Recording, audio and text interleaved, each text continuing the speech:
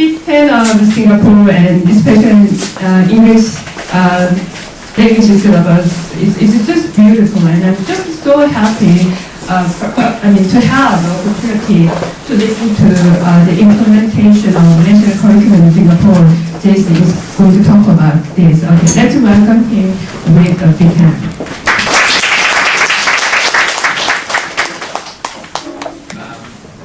Can you hear me behind?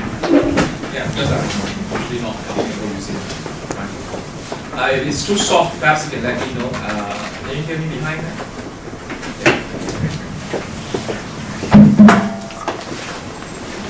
Right, thanks for coming to this session of the 3 sessions. Thank you very much for opening up mine. My name is Jason. This is my Chinese character. So possible down. If you have further questions after the end of this session, and you don't have any time for interaction, perhaps you can email me. Okay, this is National Institute of Education. It's the sole and only teaching education in Singapore. In Korea, I've worked with quite a number of national universities of education, but in Singapore, there's just only one. Us. Every single teacher will go through us. We're part of the Faculty of Education sort of entity. Okay, this is the order of presentation for today, for mine. 5 areas. Okay, first, usually I'll start by sharing the context of Singapore because not everyone is familiar with Singapore. When I go to the West, whenever I present, they think Singapore is part of China, but that's not right. Okay, this is Singapore, the little red dot right there. This is our land size, 716 square kilometers. So we compare to our neighbors, it's 1 million, almost 2 million, 500,000, 300,000 square kilometers. So comparing with our neighbors, Singapore is really, really tiny. And we're just slightly bigger than Seoul. And that's how small we are. And that's a country. Seoul is a city, we are a country. Tiny, we are very tiny. So therefore, we don't have any natural resources. The only natural resource we do have is our people. So as such, the government pumps in a lot of money into educating its people. So yearly for the past decade or so, education in our yearly budget is always allocated second only to defense. Yeah. Because we are such a tiny nation, defense is important, but after that, education is the most important. So we pump in lots of money. And all this expenditure tends to focus on giving schools the equipment, the resources they need to teach, as well as teacher training. So the university pumps in, the ministry pumps in tons of money to the university to train with teachers, like what the keynote speaker has shared with us. Singapore recognizes the importance of the quality of our teachers, so it pumps in tons of money in our teacher training itself. Then the second part, I'll introduce to us now the National Literacy Program, which is fully aligned to the English language curriculum in Singapore. It's called the Stella Program, or Stella. This is the website. Okay, the background, in 2005, there was a committee, a review committee. Singapore has done relatively well in English thus far, but the industry leaders, the Ministry of Education consulted industry leaders. Industry leaders felt that there is some scope, there's a lot more scope for improvement in English, particularly in communication. They feel that Singaporean students can write well, Singaporeans can write well, but they're not able to communicate as well as their Western counterparts in that sense. So we wanted to change the curriculum to ensure that this will be improved in future. So that's why the committee was called for in 2005. And suddenly it doesn't work.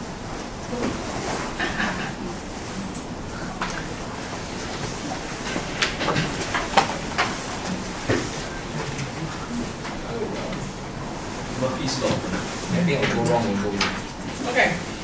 So one of the key recommendations was that they needed to come up with a new curriculum altogether. So the new curriculum will be launched in 2010. Every 10 years we will have a new English language curriculum. So the next one that is coming up is 2020. And because we have a spectrum of English language speakers in Singapore. Some are first language speakers because their home background, they just use only one language, which is English. But some use their mother tongue. So we have three ethnic groups, Chinese, Malay, Indian. So they use Tamil, Malay language, or Mandarin, or one of the Chinese languages itself. So they are second language learners. And then there's another group that doesn't use the mother tongue, but instead use a local variety of English called Singlish. So again, they will be considered as second language. So we wanted a blend of both first languages and second language. How it works, yeah. So we piloted this program. We came up with a program, and we piloted it in 30 schools, then 61 and 91, before we launched it across the nation in 2010. So that's about 7 years ago. The program is an acronym for this: Strategies for English Language Learning and Reading. It is fully aligned to our syllabus document, the curriculum, EL curriculum itself is fully aligned. So as long as the teachers carry out this program, they are meeting the outcomes of the curriculum itself. So it's fully aligned. It is, you can download the entire English language syllabus document. It's all in English. English is a working language in Singapore, so all the documents are in English language. This is the website, this is Vision, and this is what they hope to do. What they want the teachers to do is to use research-based teaching strategies and using materials that are appropriate for the particular age group from primary 1 to primary 6. So the ministry pumps in a lot of money. Every single material is provided for by the ministry itself. So from primary 1 to primary 6. And schools are given tons of money to add on whatever they want to take students for learning journeys or extra stuff. It uses a lot of activities compared to the past. It uses quite a number of activities because the main intent is to get the students to interact with the teachers and with each other. So a lot of communicative activity in that sense.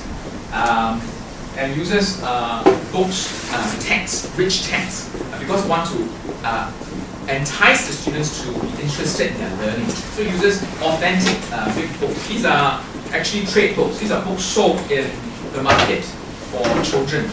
So we purchased the copyright for them and asked the publishers to blow it up to become big books. So these are not made for teaching. These are actual books that are sold around the world.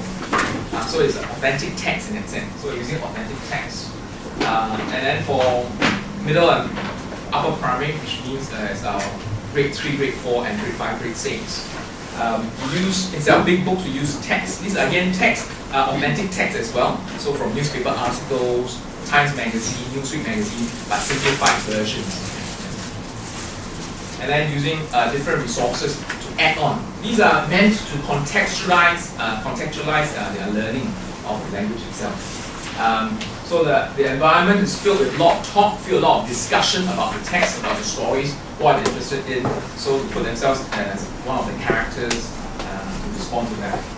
So all the activities center around the text, the big book stories, or the text that we're given.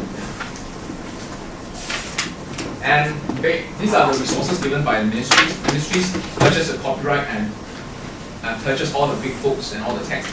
These cost a lot of money because the publishers want to earn as much as they can. So it costs the most quite. And in addition to this, they will use these research strategies. So this is a framework given in the website. Basically, as all primary, these are the main strategies. One is the shared approach, then a language experience approach, then we use the learning centers. Form of differentiated instructions where they go around learning at different pace at different grades. Because within each classroom, primary grades 1 and 2 is a class of 30. So we have 30 pupils in each class. From grades 3 to 6 is a class of 14. Then this is for the upper primary. These are the research-based strategies for the upper primary. This is just a sample. These are the samples. These are the main ones, but we have others, but these are the main ones. So every, from grade 3 to grade 6, they are supposed to have 10 minutes of sustained silent reading before the lesson starts every single day. Then there are reading strategies, language, and so on, writing, and so on. For writing process cycle, we have 3 lessons in the second week of the unit. The reason why the ministry decided they wanted to use a big book or text-rich text for teaching is because they wanted the children to enjoy that learning. So something that's interesting, so a story that's interesting to them, they find that interesting. And then the learning takes place around that interesting story. So it's all contextualized. So the grammar item, the vocab item, the writing lessons are all centered around that particular text. So it's easier for them to understand because they enjoyed the story, so they refer back. So the examples are found in the story itself. So that in a way helps them, scaffolds their learning. Like I said, mentioned before, it's fully aligned to the syllabus document, and the activities are all, well, there are some fun and games activities, but of course not all the activities are fun and games in a sense. Then we wanted to ensure that the teachers are fully competent to carry out this particular stellar program. So what we did, we made sure it was, we sent the teachers to a school that is near their schools rather than going to a university. Because the university is a far-flung corner of Singapore on the west. That's too far for them. So they find a school near their schools, and then they go there for their training itself. So it's nearby after school hours. Importantly, compared to the past, there's a change in the type of professional development. They are taught one strategy at a time. So the teachers will be taught, okay, this strategy, they are going to use it for this term. So you're only taught one strategy itself. That's all. Then the next strategy will be taught in the second term. So they're only going to fully use this, and you're going to try it out, and then there will be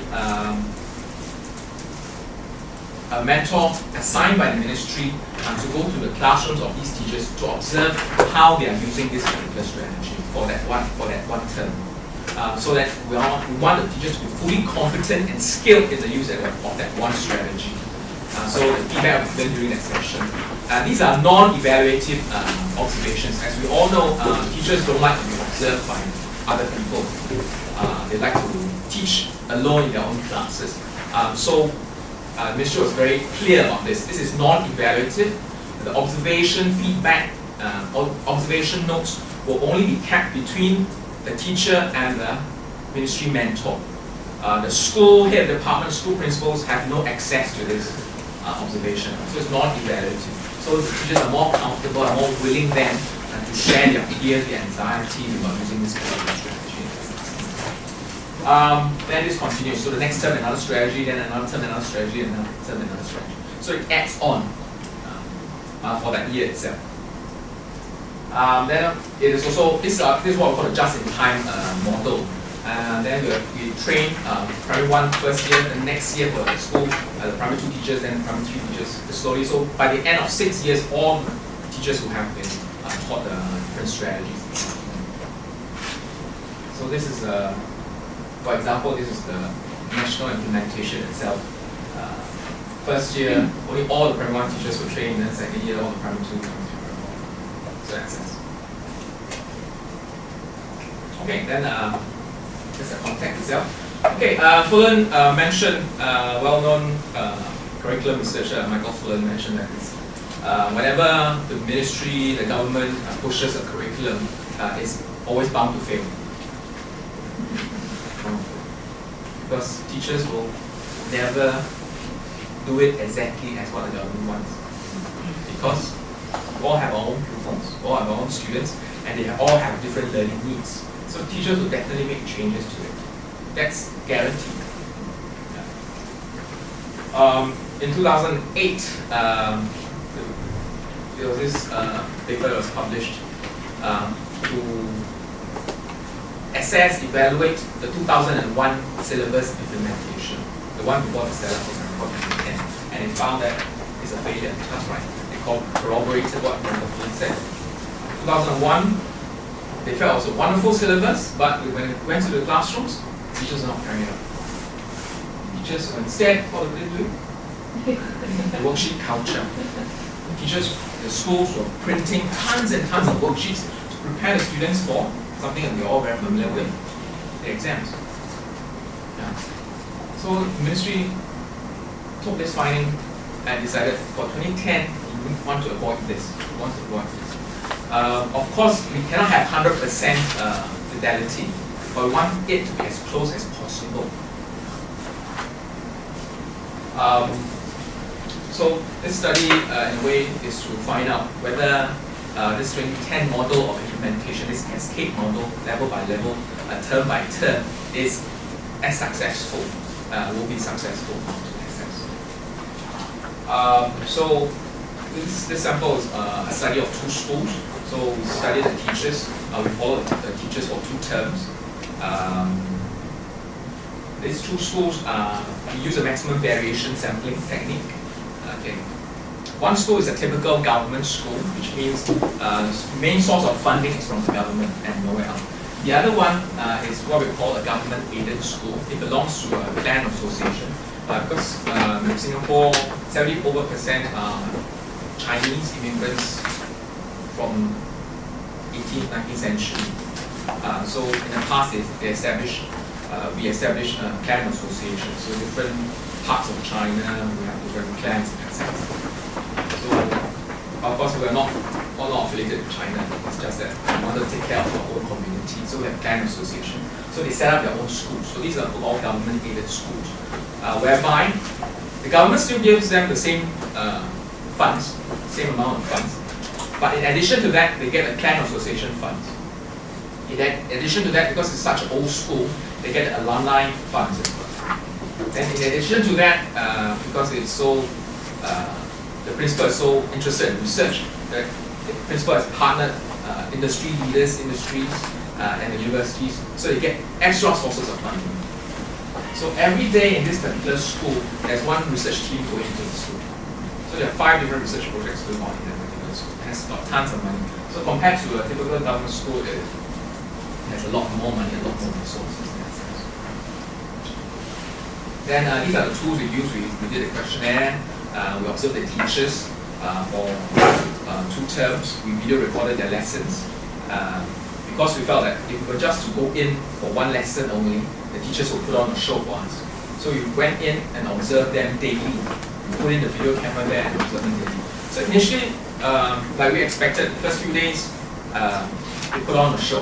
Then after a while, they reverted to the normal teaching. They completely ignored that because they were so familiar with camera. That's when we started analyzing. After that, when we got into the normal teaching itself. Then every day we collected artifacts from them. So whatever they used, whatever they prepared to teach English for that day itself, we collected a copy. Yeah. And then of course we interviewed them itself. We chose primary 3 because for the Stellar program, the first half of primary 3, we are still using the lower primary strategies. Second half of the primary 3 or grade 3, we started using the upper primary strategies. So that's transition. We observed them, we analyzed the artifacts, interviewed them. Of course, the video recordings were all burned into a CD and given back to the teachers. The teachers don't have to give that CD to their head of department or their principal. It's their own property, so they choose to. If they want to share, they can share, but it's decisions up to them. It's their property. We gave them their transcript after we have transcribed them, so that they can check that it's accurate in the exam. We use, because we have tons of data, because video recording, interviews, artifact collection, so we have tons and tons of data. We wanted a way to help us make sense of all this data. So we chanced upon activity theory because it allows us to see the data from a certain angle in that sense to help us to understand it. This is activity theory. This is the famous triangle. We use Mwanza's 8-step model. These questions help us operationalize the theory. What we look up for. So, for example, why is this activity taking place? So, who is involved in carrying out this activity? The teachers themselves carry out these activities. Who is in this community? The teachers themselves, the ministry, head of department, principal, possibly. And what sort of rules govern this activity of teaching literacy? So what are the unstated rules, the stated rules? They have to follow the guidelines given by the ministry. What else? What other rules are there? They have to finish the set of worksheets produced by the school. They have to produce certain results at the end of the year. So these are all stated, unstated rules given by the school. So these are part of the rules itself. So what tools are they using? They are using the materials given by the ministry itself. And what other tools are they using? They are also supplementing it with their own teacher-created resources, as well as they're supplementing with resources created by the school. Especially the government-aided schools, the rich schools, they provided the teachers with tons and tons of worksheets. And these worksheets are all preparing the students for the exam. Because this is a very well-known branded school in that sense. So a lot of parents send their students to their children to this school. So they want to do well for the national examination. So they prepare lots and lots of worksheets to prepare them for the examination. So I wouldn't send my own child to that school. In a nutshell, so this is what I just shared, the different categories of activity. Okay, and what is the outcome? Of course, this is the language development, language competence. This is the Ministry of Education's outcome, intended outcome. These are some unintended outcome, possible unintended outcome when we're hypothesizing or analysis itself. Hypothesizing a low utility of this curriculum, particularly the rich school, the resource-rich schools, etc. And so then we analyze data. We look for similarities as well as differences across the two schools. And we found three particular themes. Most interesting bit is this part here. Okay, using the activity theory, so we looked at what's happening. We fit all the data into this model itself.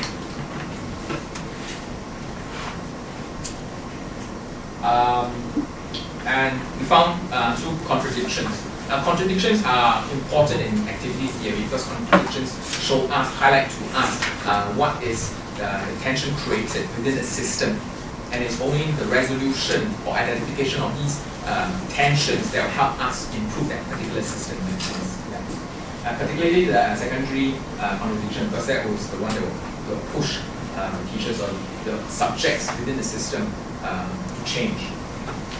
And what we found was this, there was this primary contradiction. Primary contradiction meaning the tension is found within this constituent. Secondary contradiction is there's tension between two constituents. So the primary constituent is, primary contradiction is the one found here, subject. The teachers found themselves in conflict. For one, they see themselves as competent professional teachers who want to help their pupils, their students to become competent language users of the 21st century. What the ministry calls 21st century competencies. The ability to communicate with confidence and with ease. And yet, they also have another role to play. That is, they need to prepare their students to do well for the examinations. So these are two, for the two schools who were in conflicting roles for them. So they found themselves in that tension. Because on one hand, they wanted to spend more time to help the students to communicate better, confidently, to learn language in a fun way. The secondary contradiction is between the tools and the teacher. Because the teacher needed then to use these tools to obtain these outcomes, especially for the high stakes one. Because they felt that the tools, the materials given by the ministry did not prepare their students for the exam, but rather only prepared the students to be competent language users. So they felt this is not enough. So we will go to Singapore and ask them what is their main complaint of the STELLA program. Immediately they will tell them, it doesn't prepare students for the exam. That's the first thing they will tell. That's why this is a big contradiction here. Because the ministry's goal, remember the vision, is not to prepare students for the exam.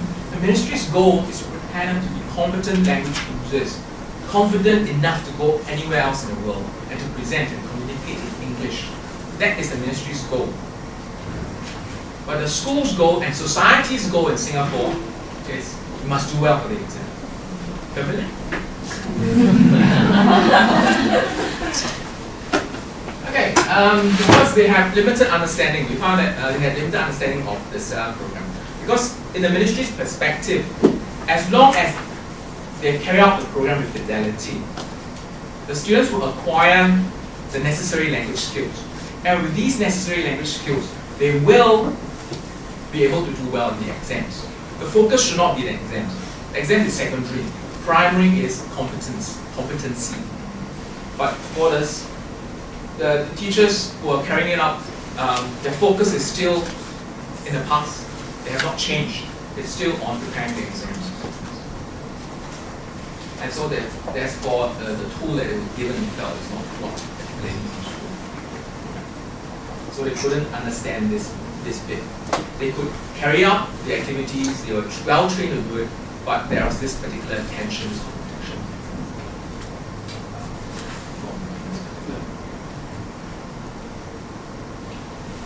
So as a consequence, to help themselves, so what do the teachers do? Especially the second school, the resource-rich school, they supply even more exam preparation tools to the teachers. This is startling. The primary school kids, this is primary 3 class, which means grade 3, which means they are 7, 8, 9 years old. They are required to buy 7 assessment books just for the subject of English language. One for each component, grammar, vocab, writing, so on and so forth. And then in addition to that, the school will produce examination worksheets for each unit. So the students have 7 assessment books for English, the school assessment worksheets. In addition, the teacher prepared extra worksheets. So that school really killed the joy of them.